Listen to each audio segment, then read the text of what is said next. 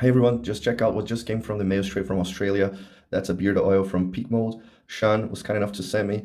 And well, first of all, I really liked how well packaged it was, and the seal also on the bottle was really nice. It's well, this bottle here traveled a long distance, so it survived really well. We have here the list of ingredients is really good. It's 100% natural, and you can find only great stuff here. So jojoba oil, sweet almond oil, lavender, tea tree, cannabis, avocado oil, coffee seed oil. I mean, well, lots and lots of good stuff here. Everything that we want on a beard oil. It comes with the dropper, and so easy to apply to your hand.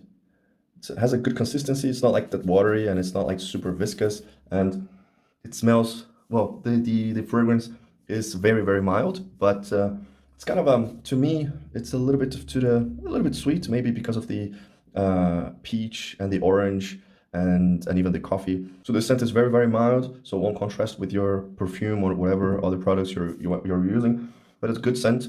And so I'm gonna give it a try, and then in the future come back to the channel and check out my reviews and comments on the Peakmode beard oil. Don't forget also to check out the Peakmode and follow them on Instagram, and I'll see you next time. Cheers.